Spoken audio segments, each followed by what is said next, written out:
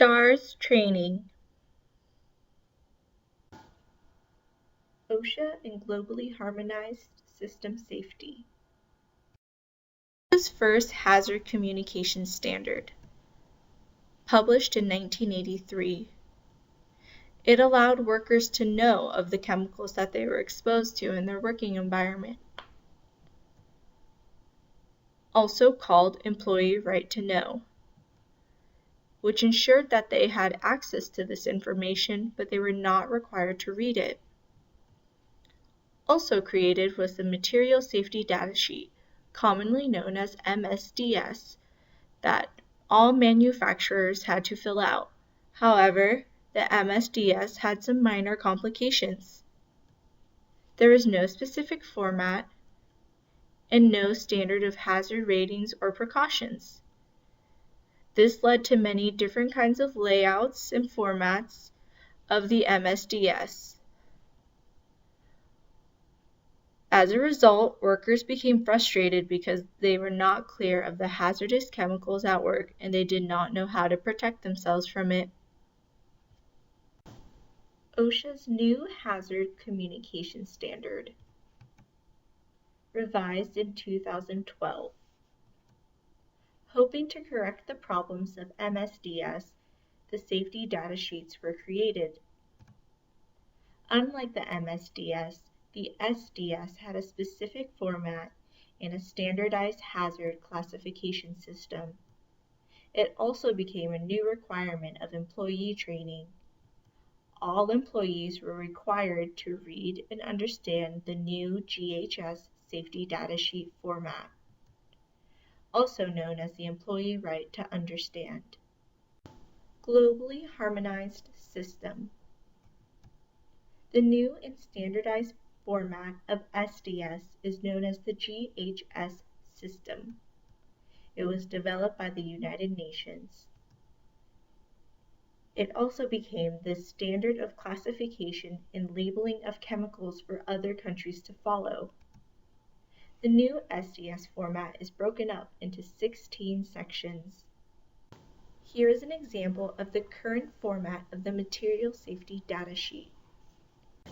You will see the Material Safety Data Sheet laid out like this: Section 1, Section 2, and Section 3, and so on until Section 16.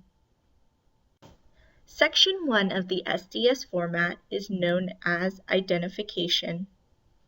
Section 1 includes the product name, its synonyms, and the supplier's information, which may include the manufacturer's name, its address, and phone number.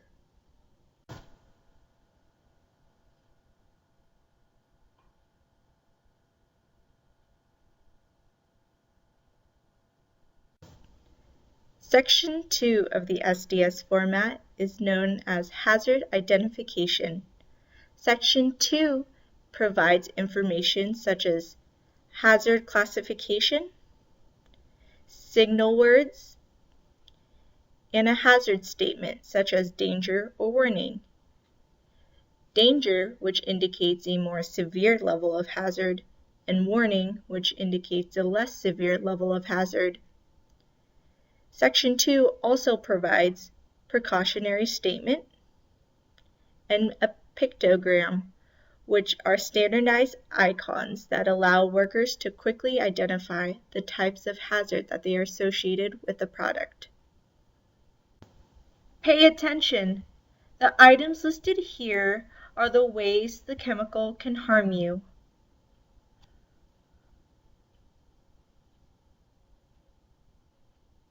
Section 3 of the SDS format is known as Composition and Information on Ingredients.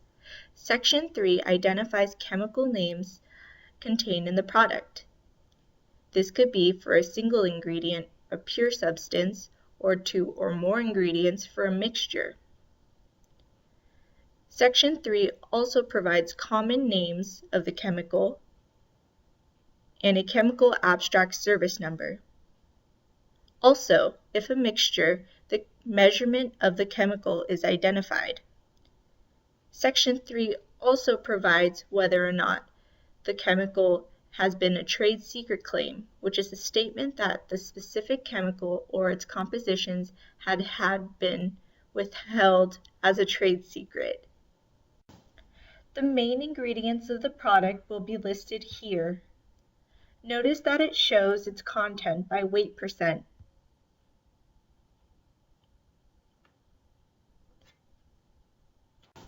Section 4 of the SDS format is known as First Aid Measures. Section 4 provides first aid information in case of a chemical exposure to the eye, skin, through inhalation, which is breathing into your lungs and throughout your mouth or nose, and ingestion, which is swallowing the chemical into your stomach.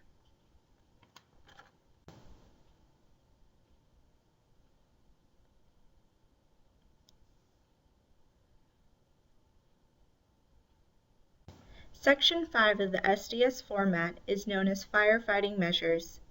Section 5 provides recommendations on how to resolve a fire that involves their chemical product. This section also provides details of suitable and unsuitable equipment to use to defuse a chemical fire. It also provides information of special hazards that may occur during a fire. Also, this section provides information of hazardous byproducts that can be created by the combustion.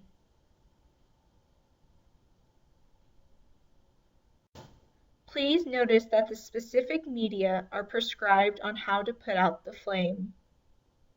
In this example, water is not to be used.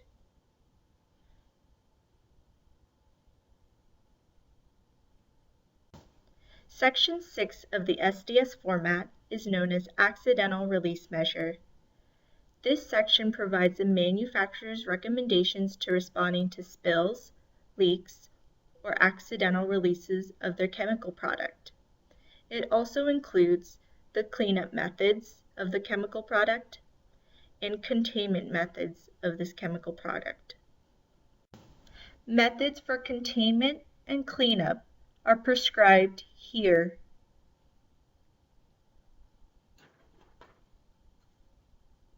Section 7 of the SDS format is known as Handling and Storage. Section 7 provides information of safe handling and safe storage of the product. It also provides information if the chemical or agent is unsuitable next to other elements, such as heat and water. This section also provides prevention methods of exposure. Also, this section provides what to clean and what to wear before handling the chemical product.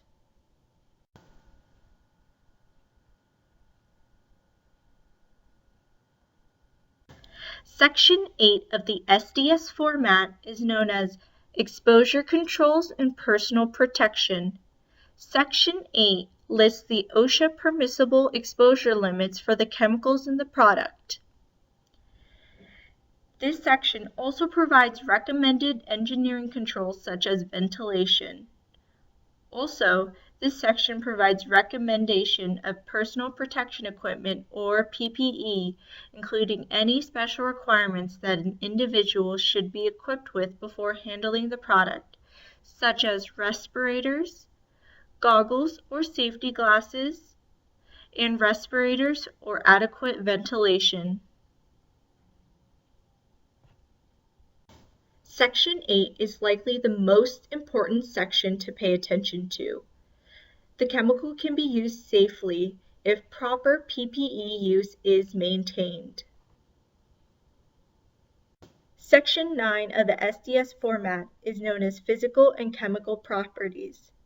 Since this section provides the chemical and physical properties of a product, safety managers and engineers may have more interest in this information than workers. These types of information include odor, appearance,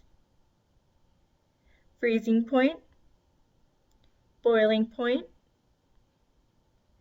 pH level, flash point, vapor density, and lower and upper flammability limit.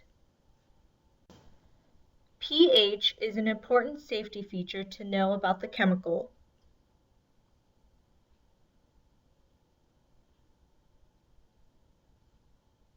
Section 10 of the SDS format is known as stability and reactivity.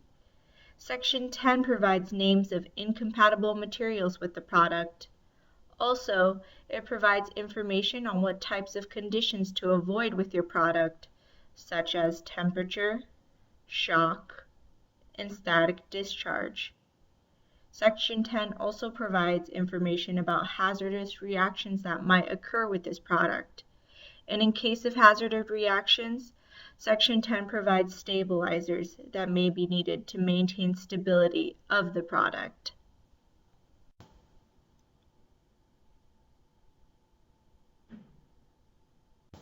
Section 11 of the SDS format is known as toxicological information. Section 11 provides information about symptoms that the body might endure when in contact with the chemical product. Types of contact include eye contact, skin contact, inhalation, and ingestion. This section also discusses bodily effects that might occur by overexposure to the chemical product, such as chronic effects and target organ effects. Section 11 also provides measure of toxicity.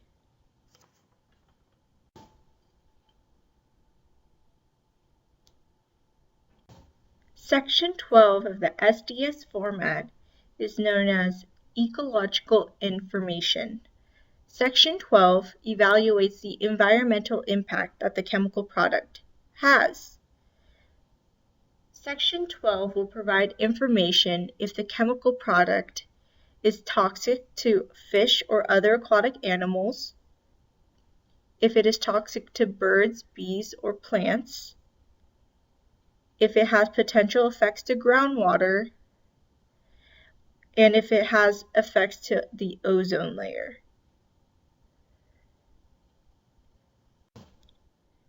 This example indicates that the chemical can harm the aquatic environment if released.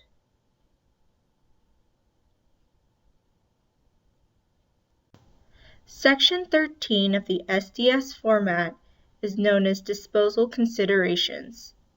Section 13 is a guidance on proper disposal practices. It provides information of appropriate disposal containers to use, appropriate disposal methods, physical or chemical properties affecting disposal, special precautions for landfill or incineration, and exposure controls. In this particular example, it leaves it to the user to determine applicable local, state, and federal laws regarding its disposal.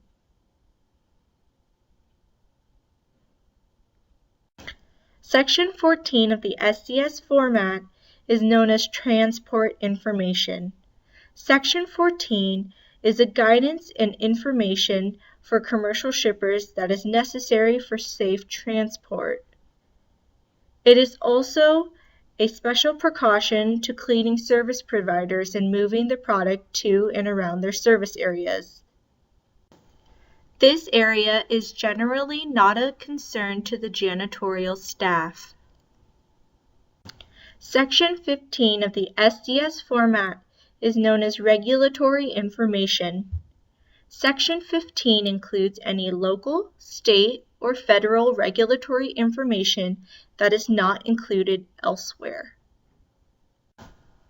California Proposition 65 requires notification of substances that are known to cause cancer. This example, however, does not pose a concern to the user.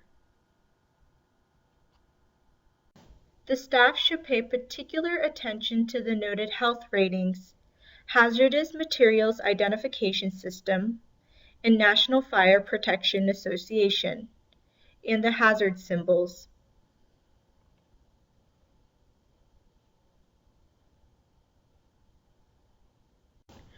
And the last section of the SDS format is Section 16, known as Other Information. Section 16 provides the date of preparation, whether if it is an original or revised overview, an overview of any changes that have been made since the last revision, and also any other information that the manufacturer or distributor chooses to include can be found in Section 16.